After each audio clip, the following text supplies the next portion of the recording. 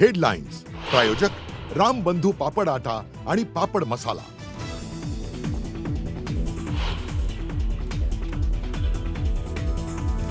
अमेरिकेनं भारतावरील टॅरिफ घटवलं। पंतप्रधान मोदींच्या फोननंतर टॅरिफ 25%वरून 18%वर घटवण्यात आल्याची डोनाल्ड ट्रम्प यांची घोषणा। भारताला सर्वात मोठा दिलासा।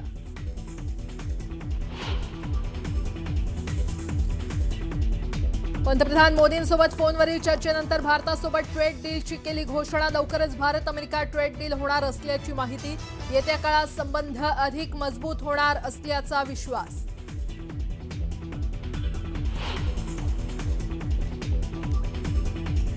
महत्त्वपूर्ण घोषणेसाठी भारतातील 140 कोटी जनतेच्या वतीनं राष्ट्राध्यक्ष ट्रम्प यांचे मनापासून आभार।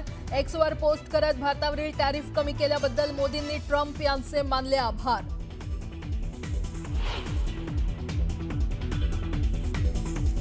भाजपवर आरोप केल्यानंतर 10 दिवसांनी अजितदादांचा मृत्यू। अजित पवारांच्या अपघाताची चौकशी झाली पाहिजे। राज्यसभेत संजय राऊतांची मागणी।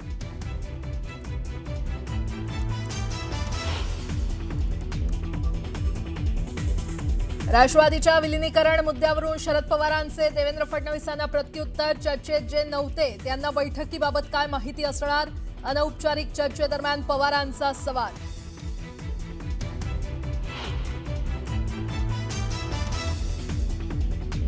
सुनेत्रा पवारांना उपमुख्यमंत्री करून आम्ही योग्य केलं की अयोग्य हे सांगा। छगन भुजबळांचा शरद पवारांच्या राष्ट्रवादीला सवाल।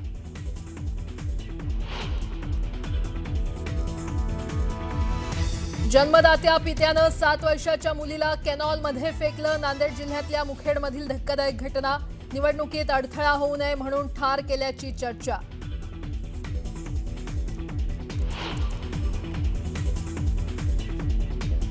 निवडणुका संपताच मुंबईकरांवर आता पालिकेकडून कर वाढीची तयारी। कचऱ्यावर दंड आकारल्यानंतर आता पाणीपट्टी वाढीची तयारी।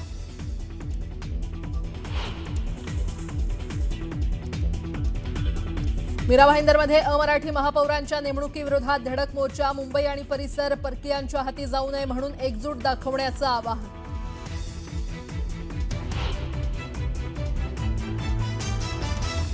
आणि एअर इंडियाच्या विमानात पुन्हा एकदा लँडिंग दरम्यान फ्युएल स्विच कंट्रोलमध्ये आढळली गडबड। लंडन इथून बंगळुरूला येणाऱ्या विमानात आढळली गडबड।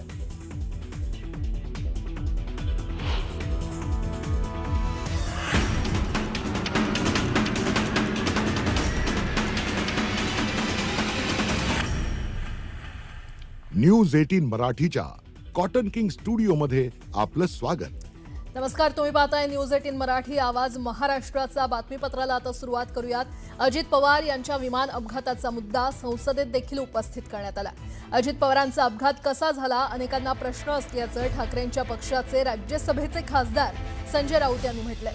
अजितदादांच्या या विमान अपघाताची चौकशी झाली पाहिजे अशी मागणी संजय राऊतांनी केली आहे।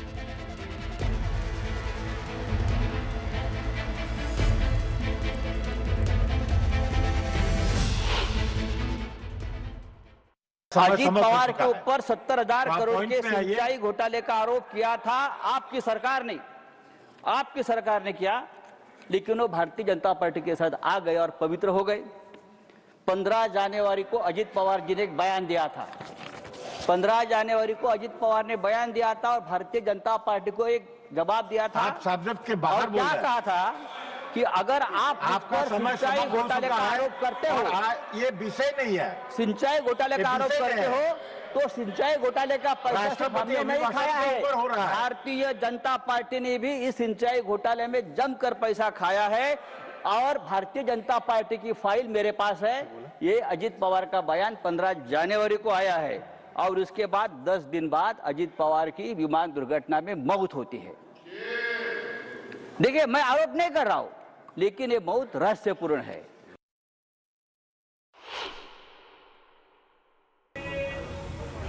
आणि अजितदादा आणि मुख्यमंत्री आणि शिंदे सुद्धा हे तिघे जे अतिशय एकमतानं राज्यकारभार चालवत होते, त्याच्यामुळे एकमेकापासून लपून ठेवून असं काय ते कोण काय करेल असं मला तरी काय वाटत नाही। आणि याबद्दल मला माझा विश्वास नाही हे जे काही सांगतात. दरम्यान विमान अपघातातला 6वा माणूस कोण असा सवाल एकनाथ खडसे यांनी केलाय. बारामतीतल्या विमान अपघातासंदर्भात काही सवाल अमोल मिटकरींकडून उपस्थित करण्यात आले. याला दुजोरा देत एकनाथ खडसेंनी मिटकरींच्या बोलण्यात तथ्य असल्याचं म्हटलंय.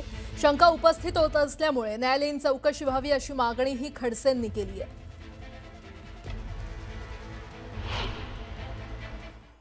6 लोक विमानात गेल्याचं रेकॉर्ड आहे, तर 5च शव कसे त्या ठिकाणी मिळाले असं समजतं आहे. त्या ठिकाणी पायलट बाकी त्याच्यामधनं गायब आहे. पायलटचं शव त्याच्यामध्ये नाही असंही माहिती पडली.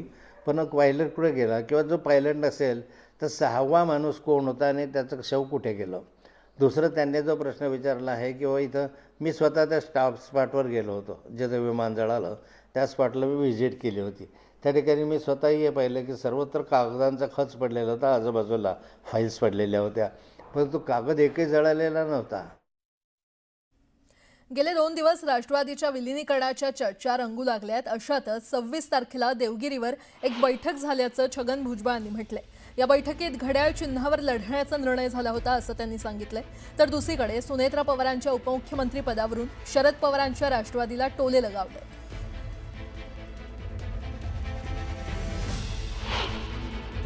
सत्तावीस तारखेला कदाचित 26 तारखेला आम्ही तिकडे बसलो असताना देवगिरीवर चर्चा झालेली मला ते आठवतं.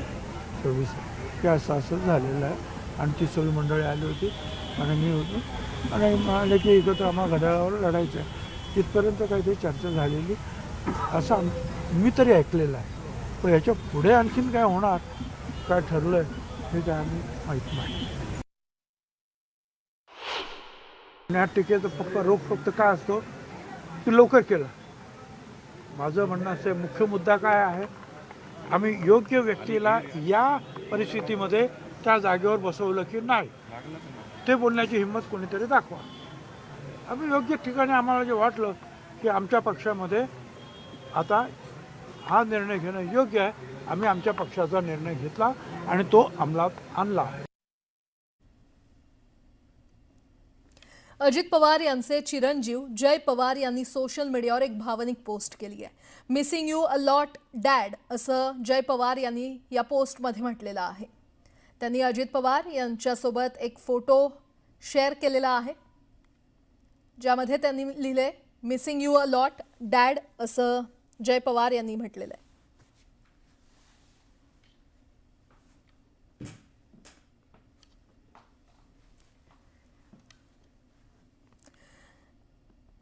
बातमीपत्रामध्ये आता पाहणार आहोत सुपरफास्ट 100 बातम्या. सुरुवात करूयात.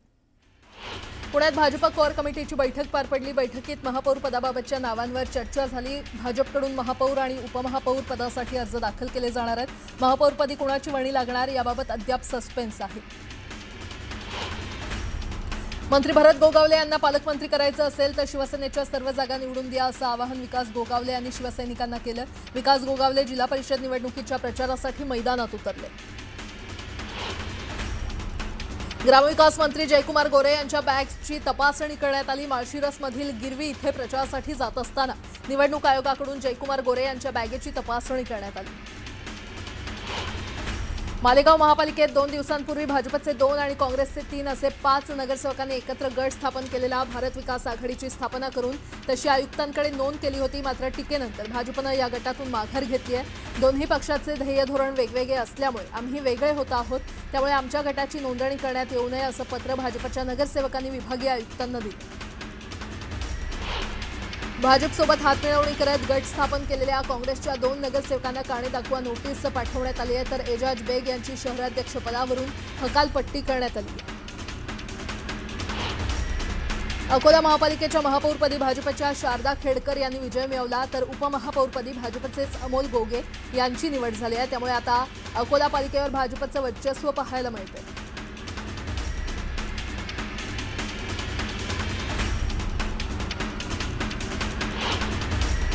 कोल्हापूर महानगरपालिकेच्या महापौर पदासाठी महायुतीकडून भाजपच्या रुपाराणी निकम तर उपमहापौर पदासाठी जनसुराज्य पक्षाचे अक्षय जरग यांनी अर्ज दाखल केला. सलग 3 वेळा नगरसेवक म्हणून निवडून आलेले भाजपचे शीतल शिंदे यांना महापौर पद न मिळाल्यानं ते नाराज आहेत. महापौरपदी रवी लांडगे यांची बिनविरोध निवड झाल्यानं शीतल शिंदे नाराज होऊन महापालिकेतून निघून गेले. पिंपरी चिंचवड महानगरपालिकेत भाजप आणि राष्ट्रवादी एकत्र सत्तेत बसण्याच्या हालचालींना वेग आलाय. उपमहापौरपदी भाजपकडून नाव देण्यात आलेल्या शीतल शिंदे यांनी नकार दिल्यानंतर लगेचच राष्ट्रवादीकडून वैशाली काळभोर यांनी उपमहापौर पदासाठी अर्ज दाखल केला. कोल्हापूर जिल्ह्यातील चंदगड पंचायत समिती निवडणुकीसाठी उच्च शिक्षित तरुणानं अनोखा प्रचार केला. चंदगडमधील अपक्ष उमेदवार किरण कोल्हे यांनी गावागावात जाऊन बैलगाडीतून प्रचार केला. ठाणे महापालिकेत महापौर आणि उपमहापौरपदाचा शपथविधी सोहळा पार पडणार आहे. महापौरपदी शिवसेनेच्या शर्मिला पिंपळोलकर तर उपमहापौरपदी भाजपचे कृष्णा पाटील यांची निवड करण्यात आली आहे. दरम्यान आज होणाऱ्या शपथविधी सोहळ्यासाठी ठाणे पालिकेत 4500 किलो फुलांनी आकर्षक सजावट करण्यात आली आहे. राज्य सरकार गरीब आणि मध्यमवर्गीय शेतकऱ्यांची लवकरच कर्जमाफी करणार अशी माहिती चंद्रशेखर बावनकुळे यांनी दिली आहे. यासाठी प्रवीण परदेशी समिती नेमली असून अंतिम रिपोर्ट लवकरच येतील आणि धनदांडग्या शेतकऱ्यांना कर्जमाफीपासून वगळणार असंही ते म्हटले. धाराशिवमध्ये चंद्रशेखर बावनकुळेंच्या सभेनंतर भाजप आणि शिवसेनेमध्ये आरोप प्रत्यारोप सुरू झाले. शिवसेनेचे झेडपीचे उमेदवार खंडणी आणि हफ्तेखोर असल्याची टीका भाजपनं केली आहे. हफ्तेखोराच्या पायाखाली वाळू सरकल्यानं टीका होते असं उत्तर शिवसेनेकडून देण्यात आलं. दापोलीत युती का तुटली यावर शिवसेनेचे मंत्री योगेश कदम यांनी स्पष्ट शब्दात खदखद व्यक्त केली आहे. शिवसेना भाजप युतीसाठी आपण शेवटपर्यंत आग्रही होतो, मात्र भारतीय जनता पार्टीकडून कोणताही सकारात्मक प्रतिसाद मिळाला नाही आणि त्यामुळेच दापोलीत युती होऊ शकली नाही असा थेट आरोप त्यांनी केला. काँग्रेसचं सरकार असलेल्या राज्यांमध्ये लाडकी बहीण योजना बंद करण्यात आली असल्याचा आरोप महसूल मंत्री चंद्रशेखर बावनकुळे यांनी केला आहे. देशातील भाजपशासित राज्यांमध्ये मात्र ही योजना सुरू असून महाराष्ट्रात देखील नरेंद्र मोदी आणि देवेंद्र फडणवीस यांच्या नेतृत्वाखाली लाडकी बहीण योजना सुरूच राहील असं त्यांनी स्पष्ट केलं. सुनेत्र पवारांना उपमुख्यमंत्री करून आम्ही योग्य केलं की अयोग्य हे सांगा असं म्हणत छगन भुजबळांनी शरद पवारांच्या राष्ट्रवादीला सवाल विचारले.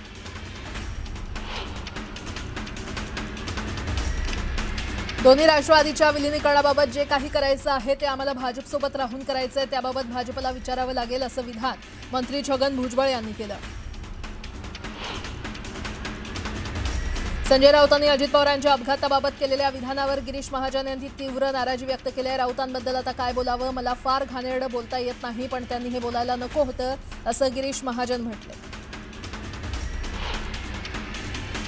बारामतीतील एका कार्यकर्त्यानं अजित पवारांना अनोखी श्रद्धांजली वाहिली. दादा कायम स्मरणात राहावेत यासाठी हातावर अजित पवारांचा टॅटू त्यानं काढला.